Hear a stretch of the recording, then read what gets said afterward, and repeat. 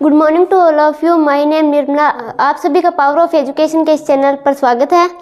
तो कल हमने इसके 30 क्वेश्चन कर लिए थे। आज हम 31वां क्वेश्चन करने जा रहे हैं।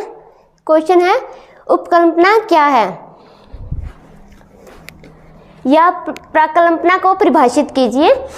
समाजशास्त्रीय अध्ययन में उपकल्पना का ऐसा पूर्व विचार, निष्कर्ष, कथन, सामान्यीकरण या अनुमान या प्रस्थापना है जिसे अनुसंधानकर्ता अपनी शोध समस्या हेतु निर्मित करता है, उसकी सत्यता की जांच करने के लिए तथा आवश्यक सूचनाओं का संकलन करता है।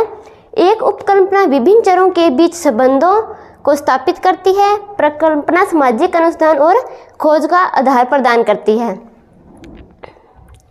जो समाजशास्त्रीय अध्ययन में उपकल्पना एक ऐसा पूर्व यानी कि पहले का जो विचार है उसका निष्कर्ष कथन करती है तथा सामान्यीकरण, अनुमान या प्रस्थापना है जिसे अनुसंधानकर्ता अपनी शोध समस्या अपनी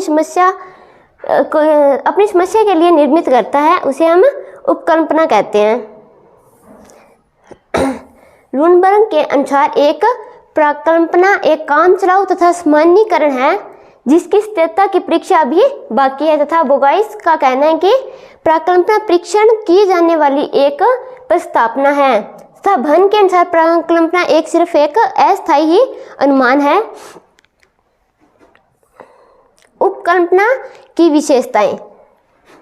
फर्स्ट है, उपकल्पना में प्रयुक्त जो शब्द होते हैं तथा उनके कार्य तथा विचार है वो स्पष्ट तथा भ्रम रहित होने चाहिए। जो प्रयुक्त शब्द है तथा विचार है वो स्पष्ट होने चाहिए। उपकल्पना में इस प्रकार की अवधारणाओं का उपयोग होना चाहिए जिनकी सत्यता की जांच वास्तविक तथ्यों के आधार पर की जा सके तथा उपकल्पना का संबंध एक विशिष्ट उद्देश्य के साथ होना चाहिए। उपकल्पना सरल होनी चाहिए तथा अधिकाधिक मात्रा में विषय के साथ में वह संबंध रखनी चाहिए। उपकल्पना के स्रोत के रूप में जो लोक विश्वास है वो कैसे हैं? उपकल्पना के स्रोत के रूप में लोक विश्वास उपकल्पना निर्माण की जो महत्वपूर्ण सामग्री है। समाजशास्त्री गुडेव एम हट ने लोक विश्वास को उपकल्पना निर्माण का एक प्रमुख स्रोत माना है। प्रत्येक संस्कृति में कुछ ऐसी सामान्य मान्यताएं एवं विश्वास होते हैं जिनकी अभिव्यक्ति कहावतों, मुहावरों, दोहों एवं तुकबंदियों, कहानियों के माध्यम से ही होती है। इनका प्रचलन समाज में लंबे समय तक रहता है तथा कई लोग तो इन्हें सहज रूप से स्वीकार कर लेते हैं, लेकिन कई जो लोग होते हैं वो वास्तव में कहाँ तक सत्य हैं तथा कितने लोग इनका प्रयोग कर रहे हैं, इनके जीवन में प्रभाव एवं महत्व क्या है, यह जानने के लिए भी अनुसंधानकर्ता लोक विश्वास पर आधारित जो प्रकल्पना होती है उसकी सत्यता की जांच कर सकते हैं। अवधारणा को परिभाषित कीजिए। अवधारणा अमूर्त संकेत एवं शब्दावली होती है। जो अवधारणा है वो मूर्त न होकर क्या है, एक अमूर्त संकेत एवं शब्दावली है जिनके द्वारा सामान्यीकृत विचारों को व्यक्त किया जा सकता है तथा अवधारणाएं घटनाओं को समझने का एक तरीका होती है।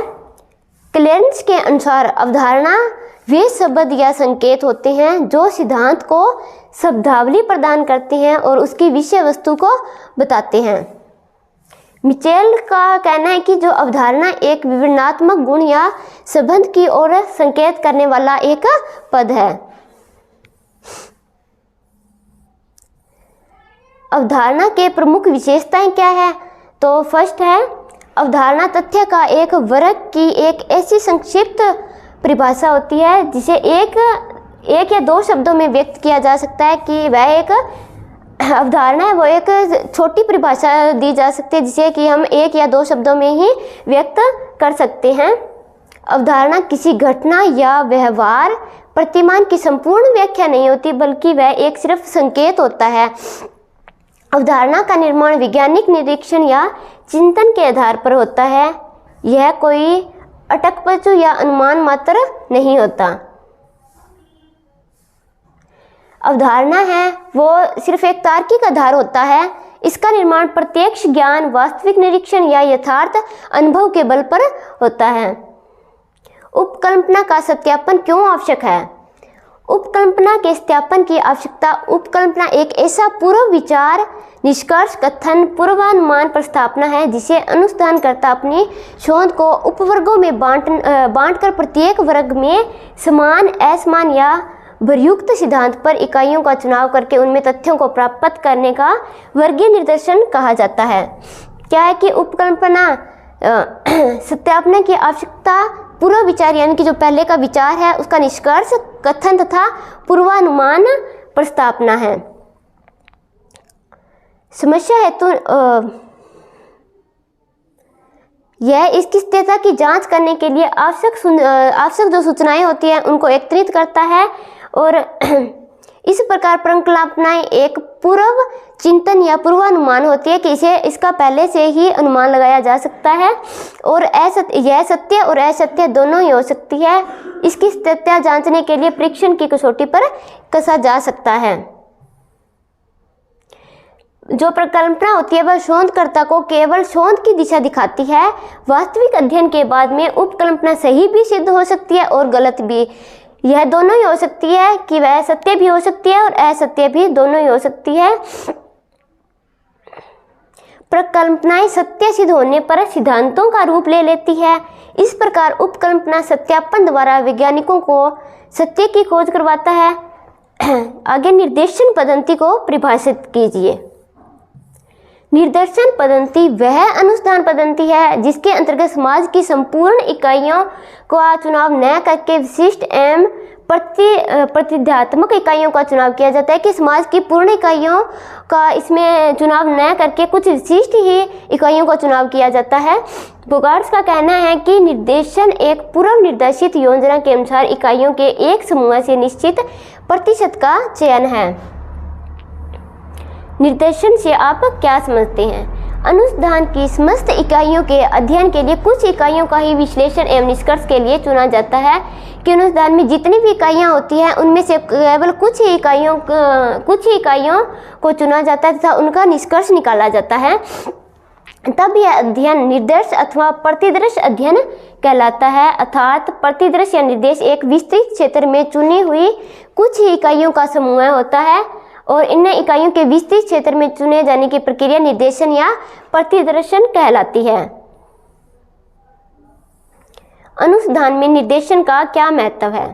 निर्देशन पद्धति में समग्र की सभी इकाइयों का अध्ययन न करके उनमें से केवल कुछ प्रतिनिधित्व इकाइयों का ही अध्ययन किया जाता है।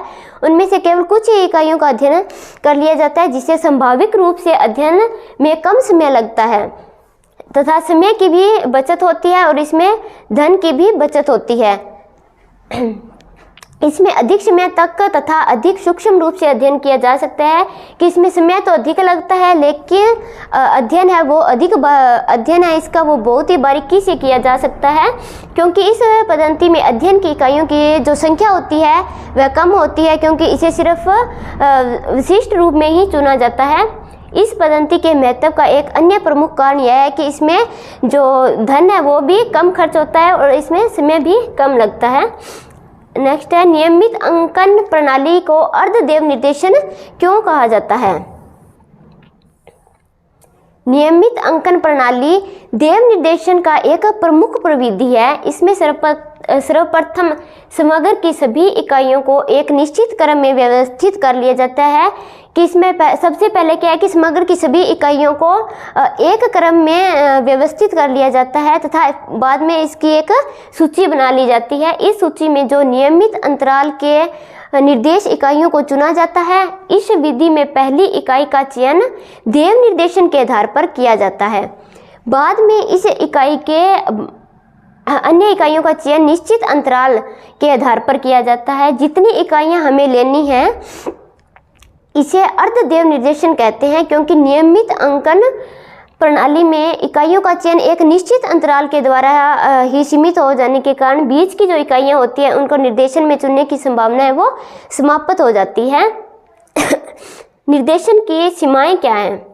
निर्देशन का उचित आकार चुनना एक बहुत ही कठिन कार्य है। निर्देशन का बड़ा आकार होने के कारण इसका पूर्ण अध्ययन करना कठिन होता है, जबकि छोटा आकार होने पर इसमें क्या है कि पूर्ण प्रतिनिधित्व का अभाव पाया जाता है। निर्देशन का आकार है वो बहुत ही कठिन है तथा निर्देशन का बड़ा आकार होने के कारण उचित एवं पूर्ण अध्ययन करना उसका कठिन है। निर्देशन के चयन के लिए शोधकर्ता को समय का पर्याप्त ज्ञान होना चाहिए तथा सही निर्देशन का चयन नहीं हो सकता। क्या है कि निर्देशन के चयन के लिए शोधकर्ता को समय का पर्याप्त ज्ञान होना चाहिए, नहीं तो क्या है कि वह निर्देशन का चयन नहीं कर सकता है। समग्र में से प्रतिनिधित्वपूर्ण निर्देशन चुनना एक कठिन कार्य है। समय की प्रकृति एवं समस्या को ध्यान में रखते हुए निर्देशन चयन हेतु कौन सी प्रविधि अपनाई जाए, यह भी समस्या बनी रहती है। श्रेष्ठ निर्देशन की आवश्यक विशेषताएं क्या है? निर्देशन में संपूर्ण का सही और उचित प्रतिनिधित्व होना चाहिए। क्या है कि सबसे पहले है निर्देशन में संपूर्ण का सही और उचित प्रतिनिधित्व होना चाहिए। निर्देशन अभिवृत्ति से मुक्त हो। निर्देशन का जो आकार है वो पर्याप्त होना चाहिए। निर्देशन है वो विश्वसनीय होना चाहिए कि निर्देशन है वो विश्वास करने लायक होना चाहिए। निर्देशन स्वतंत्र एवं लचीला होना चाहिए। निर्देशन स्वतंत्र एवं लचीला होना चाहिए। निर्देशन व्यवहारिक अनुभवों पर आधारित होना चाहिए तथा सामान्य ज्ञान एवं तर्क पर भी निर्देशन को आधारित होना चाहिए। देव निर्देशन प्रणाली, संभावना निर्देशन प्रणाली किसे कहते हैं? यदि समग्र में इकाइयां अथवा लोगों का चुनाव आकस्मिक ढंग से होता है तो हर इकाई को चुने जाने की संभावना रहती है। किसी भी इकाई को व्यक्तिगत रूप से महत्व भी प्रदान नहीं किया जाता तो उसे दैव निर्देशन कहते हैं। कि यदि समग्र में इकाइयां अथवा लोगों का चुनाव है वो आकस्मिक ढंग से होता है तो हर इकाई को चुने जाने की संभावना है वो रहती है। किसी भी इकाई को व्यक्तिगत रूप से महत्व नहीं प्रदान किया जाता तो इसे हम देव निर्देशन प्रणाली कहते हैं। इस प्रकार के अनुष्ठान प्रणाली में इकाइयों का जो चुनाव है वो मनुष्य के हाथ से ही होता है तो इसलिए इसे देव योग द्वारा होता है। इसे बिना किसी पक्षपात के उधर से उधर इकाइयों में चुनाव करना होता है। उद्देश्यपूर्ण निर्देशन क्या है? उद्देश्यपूर्ण निर्देशन को सहविचार निर्देशन भी कहते हैं। यह एक अनुष्ठानिक प्रणाली है। इसमें अनुष्ठानकर्ता समग्र के संपूर्ण लक्ष्यों से पूर्ण रूप से परिचित होकर निर्देशनों का चुनाव करता है। इससे लोगों के चुनाव में जो पूर्वाग्रहों को जन्म है वो नहीं हो पाता है तथा उद्देश्यों से संबंधित इकाइयों में से इकाइयों का चुनाव करके ही तथ्यों को प्राप्त करना ही उद्देश्यपूर्ण निर्देशन प्रणाली कहलाता है। उदाहरण के लिए मजदूरों के जीवन प्रणाली का जो निर्देशन करना हो तो उनकी ही सूची तैयार की जाएगी। जैसे किसी मजदूरों के जीवन प्रणाली का निर्देशन करना हो तो पहले उनकी भी एक सूची तैयार की जाती है जिनमें से 20% लोगों का चुनाव करके तथ्यों को एकत्रित किया जाता है तथा समाज में प्रस्तुत कर दिया जाता है। स्तरीय निर्देशन क्या है? स्तरीय निर्देशन प्रणाली वर्गीय निर्देशन प्रणाली की एक ऐसी प्रणाली है जिसके अंतर्गत समाज को समान लक्षणों, व्यवसाय, शिक्षा, लिंग एवं अन्य विशेषताओं के आधार पर कई उप समूहों में बांट दिया जाता है। तो प्रत्येक समूह से प्रतिनिध्यात्मक इकाइयों का चुनाव कर लिया जाता है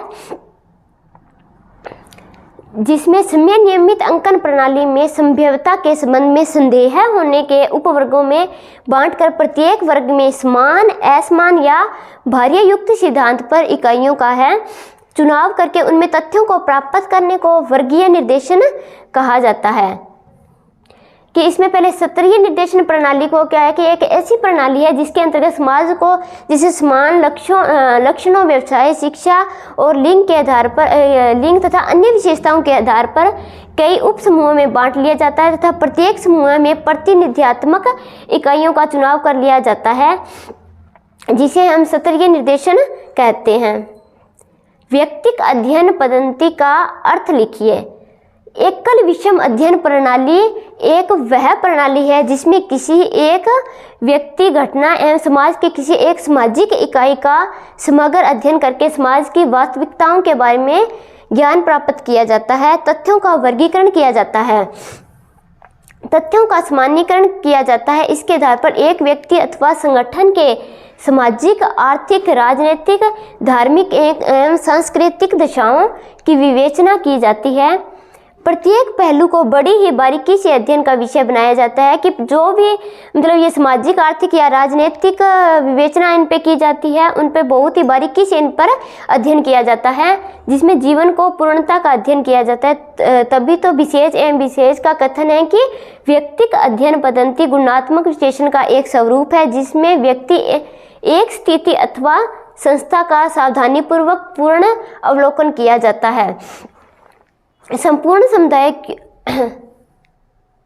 श्रीमती पीवी यंग के शब्दों में व्यक्तिक अध्ययन पद्धति किसी एक सामाजिक इकाई, चाहे वह एक व्यक्ति हो या एक परिवार हो, एक संस्था हो या एक सांस्कृतिक समूह तथा संपूर्ण समुदाय क्यों ना हो, के जीवन में भी खोज की विश्लेषण की पद्धति है। नेक्स्ट क्वेश्चन है, सामाजिक अनुसंधान में व्यक्तिक अध्ययन पद्धति का महत्व क्या है? इसके माध्यम से किसी समस्या का सूक्ष्म और गहराई से अध्ययन किया जाना संभव है कि कोई भी अगर हमारी समस्या है तो उसको सूक्ष्म और गहराई से उसका अध्ययन किया जाना चाहिए। इस पद्धति से निकले गए निष्कर्षों के आधार पर कई उपकल्पनाओं का जन्म होता है, जिससे महत्वपूर्ण प्रलेखों के निर्माण करने में हमें सहायता मिलती है। इस पद्धति से प्रत्येक इकाई के अलग अलग गुणों का जो है अध्ययन किया जाता है तथा इसकी सहायता से विभिन्न प्रकार की इकाइयों में वर्गीकृत किया जाता है, यानी कि उन्हें विभिन्न प्रकार से जो इकाइयाँ होती हैं उनमें बांट दिया जाता है। व्यक्तिक अध्ययन पद्धति की कोई 4 विशेषताएं। व्यक्तिक अध्ययन प्रणाली में अध्ययन हेतु प्राय एक इकाई या अधिक इकाई होती है जिनका सूक्ष्म अध्ययन किया जाता है। कि व्यक्तिगत अध्ययन प्रणाली में एक इकाई या एक इकाई से अधिक इकाइयां भी होती है जिनका क्या है कि सूक्ष्म अध्ययन किया जाता है। इसमें जीवन के समस्त पहलुओं का बारीकी से अध्ययन किया जाता है। इसके द्वारा गुणात्मक अध्ययन किया जाता है। यह व्यक्तिगत अध्ययन है। अवलोकन क्या है? जॉन हावर्ड ने इसका प्रयोग किस क्षेत्र में किया है? अवलोकन अनुसंधान की वह प्रणाली है जिसके आधार पर अवलोकनकर्ता भिन्न भिन्न समाजों की सामाजिक सांस्कृतिक प्रणालियों का नेत्रों एवं ज्ञानेंद्रियों के आधार पर अध्ययन करते हैं तथा भिन्न भिन्न तरह की सूचनाएं एकत्रित करने के पश्चात समाज का वास्तविक चित्र प्रस्तुत करते हैं। तथा जॉन हावर्ड ने कैदियों के जीवन तथा जेल की दशाओं के अध्ययन के लिए सहभोगिक अवलोकन किया है। अवलोकन को परिभाषित कीजिए।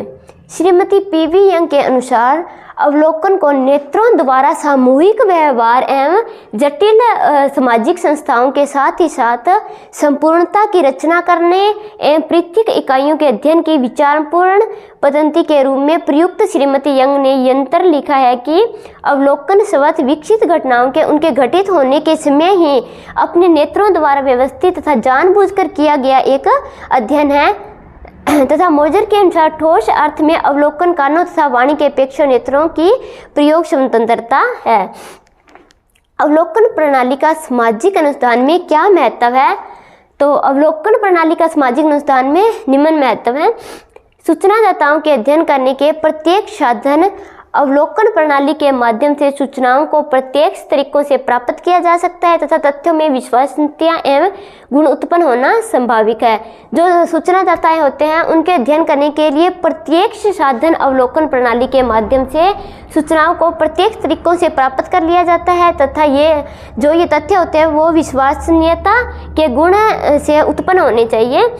संभाविक व्यवहारों का वास्तविक अध्ययन संभव शैली तथा उनके सहयोगी लेखकों का कथन है कि प्रेषण विधियों का सर्वाधिक गुण यही है कि इस विधि द्वारा घटनाओं को उस समय ही अध्ययन किया जाना संभव है जब वह घटती है। इनका कहना है कि जब वास्तविक अध्ययन इनका तभी संभव है कि जब प्रेक्षण विधियां सर्वाधिक गुण यही है कि जब यह घटनाएं घटित होती है तो उनका उसी समय अध्ययन कर लेना चाहिए। सूचनादाताओं की स्मरण शक्ति से स्वतंत्र प्रणाली है। इसमें तथ्यों की विश्वसनीयता की जांच पड़ताल संभव होती रहती है। सहभागी अवलोकन क्या है? सहभागी अवलोकन एक ऐसी प्रणाली है जिसके अंतर्गत अवलोकनकर्ता क्षेत्रीय लोगों के रीति रिवाजों, त्योहार, संस्कारों, धार्मिक उत्सवों में साथ साथ भाग लेकर एक बार या क्रिया का सूक्ष्म अध्ययन करता है तथा संबंधित समाज का प्रेरणास्पद एवं प्रबोधपादक चित्र प्रस्तुत करता है। इसमें अनुसंधान करता है को अनुसंधानिक क्षेत्र में अधिकाधिक सफलताएं संभव होती है। पीवी यंग का कथन है कि सामान्यतः अनियंत्रित अवलोकन का प्रयोग करने वाला सहभागी अवलोकनकर्ता उस समूह के जीवन में रहता है तथा भाग लेता है जिसका वह अध्ययन कर रहा है। सहभागिक सामाजिक सांस्कृतिक चित्र ज्यादा प्रभावशाली होते हैं। एक श्रेष्ठ सहभागी अवलोकन की आवश्यक विशेषताएं क्या हैं? सहभागी अवलोकन में अवलोकनकर्ता समूह की जो सदस्यता होती है उसको स्वीकार करना आवश्यक होता है। यह क्या है कि एक उसकी विशेषता है। सहभागी होना जरूरी है। प्रणाली की सफलता के लिए अवलोकन में सहनशीलता का अभाव होना अति आवश्यक है। अवलोकनकर्ता को सामान्य संस्कृति का भी ज्ञान होना आवश्यक है। सहभागी अवलोकन के आधार पर स्तंभों में अवलोकनकर्ता की कार्य क्षमता को एक मूल आधार माना गया है। साक्षात्कार किसे कहते हैं? साक्षात्कार एक ऐसी व्यवस्थित पद्धति है जिसमें दो या दो से अधिक व्यक्ति किसी विशिष्ट उद्देश्य को सामने रखकर परस्पर आमने सामने होकर संवाद वार्तालाप यानी कि बातचीत एवं उत्तर प्रत्युत्तर करते हैं। यह एक मनोवैज्ञानिक विधि है जिसमें साक्षात्कारकर्ता उत्तरदाता को भावनाओं, विचारों, मनोवृत्तियों एवं आंतरिक जीवन का अध्ययन करता है। यह एक सामाजिक प्रक्रिया भी है। इसमें क्या है कि साक्षात्कार है जो एक ऐसी व्यवस्थित पद्धति है जिसमें दो या दो से अधिक व्यक्ति है वो एक दूसरे के साथ आपस में वार्तालाप करते हैं तथा यह एक मनोवैज्ञानिक विधि है जिसमें साक्षात्कारकर्ता उत्तरदाता के सामने अपनी भावनाएं तथा विचार प्रदान करता है। साक्षात्कार को परिभाषित कीजिए। पीजी यंग का भी उचित कथन था कि साक्षात्कार एक व्यवस्थित प्रणाली मानी जा सकती है। इसके द्वारा एक व्यक्ति दूसरे के अंतरिक्ष जीवन में अधिक या कम कल्पनात्मक रूप से प्रवेश करता है जो साधारणतया उनके लिए तुलनात्मक रूप से अपरिचित है। एन वंशु का भी कथन है कि साक्षात्कार में विषय विशिष्ट होता है, समय एवं धन का भी निर्धारित करना आवश्यक होता है। मोजर के अनुसार एक सर्वेक्षण साक्षात्कारकर्ता तथा उत्तरदाता के मध्य एक वार्तालाप है कि यह उनके बीच में एक बातचीत है जिसका उद्देश्य उत्तरदाता के निश्चित सूचना प्राप्त करना होता है। केंद्रित साक्षात्कार किसे कहते हैं? इस साक्षात्कार का सर्वप्रथम प्रयोग मर्टन एवं उनके साथियों ने किया था। उनके अनुसार केंद्रित साक्षात्कार में साक्षात्कारकर्ता का जो मुख्य कार्य है किसी विशेष अनुभव से संबंधित सूचनादाता का ध्यान केंद्रित करना होता है। इसके लिए साक्षात्कारकर्ता पहले विशिष्ट विषय से संबंधित जो प्रश्न होते हैं तथा विशिष्ट पहलुओं को अच्छी तरह से जानकारी कर लेते हैं। मर्टन महोदय ने इस तरह का साक्षात्कार का उपयोग रेडियो तथा फिल्मों इत्यादि सार्वजनिक संदेशवहन के साधनों के प्रभावों को जानने के लिए किया था।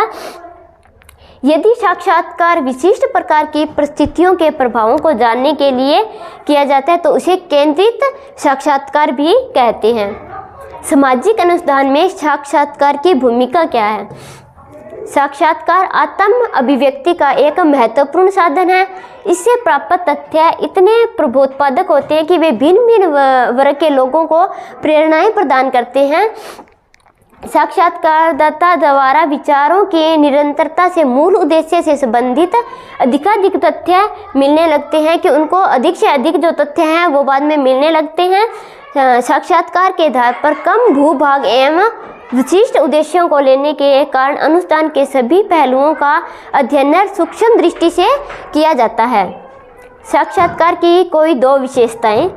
साक्षात्कार के लिए दो या दो से अधिक व्यक्तियों का होना है अति आवश्यक होता है ताकि उनके बीच में वार्तालाप की जा सके। इन व्यक्तियों में एक साक्षात्कार लेने वाला होता है तथा दूसरा क्या है, उत्तरदाता होता है। साक्षात्कार एक सामाजिक प्रक्रिया होती है। साक्षात्कार एक उद्देश्यपूर्ण वार्तालाप है तथा यह एक मनोवैज्ञानिक प्रक्रिया भी है। साक्षात्कार में दोनों पक्षों के बीच आमने सामने और प्राथमिक संबंध स्थापित हो जाते हैं। साक्षात्कार में अनुसंधानकर्ता द्वारा अध्ययन विषय से संबंधित सूचनाएं एवं तथ्यों का संकलन किया जाता है। साक्षात्कार सूचना एवं संकलन की एक मौखिक विधि है। साक्षात्कार के दोष कौन कौन से हैं? साक्षात्कार में से विरोधात्मक विचारधाराओं का जन्म संभव होता है। लोग पक्ष और विपक्ष अतिरिक्त विरोधी भावनाओं को भी प्रकट करते हैं। साक्षात्कार अतिरिक्त साधन मात्र है। आज तक मात्र साक्षात्कार के आधार पर ही सामाजिक सर्वेक्षण एवं अनुसंधान की सूचनाओं को एकत्रित किया जाता है तथा इसका प्रयोग एक सहायक साधन के रूप में भी हुआ है। साक्षात्कार में लोग अपनी विचारधाराओं को लगातार प्रकट नहीं कर पाते हैं तो यह एक इसका दोष है। साक्षात्कार के आधार पर अमूर्त एवं गोपनीय तथ्यों का अध्ययन संभव नहीं है। साक्षात्कार में केवल मूर्त तथा अगोपनीय तथ्यों का अध्ययन किया जाता है, पर इसके अंदर क्या है कि अमूर्त और गोपनीय तथ्यों का अध्ययन संभव नहीं है। साक्षात्कार पद प्रदिशिका क्या होती है? साक्षात्कार पद प्रदिशिका को साक्षात्कार निर्देशिका भी कहते हैं। यह साक्षात्कारकर्ता का साक्षात्कार प्रक्रिया के समय उचित मार्गदर्शन भी करवाती है तथा उसे किससे क्या और किन बिंदुओं पर साक्षात्कार करना है और क्या नहीं करना। इससे साक्षात्कारकर्ता के समय, धन और व्यय की बचत होती है। साक्षात्कार पद प्रदिशिका का एक लिखित प्रलेख है जिसका निर्माण साक्षात्कारकर्ता साक्षात्कार से पहले करता है। इसे शोध अध्ययन समस्या के विभिन्न पहलुओं से व्यवस्थित एवं क्रमबद्ध निर्देश दिए गए हैं। तो वीडियो अगर अच्छी लगी हो तो वीडियो को लाइक और चैनल को सब्सक्राइब करना ना भूलें। तो मिलते हैं कल।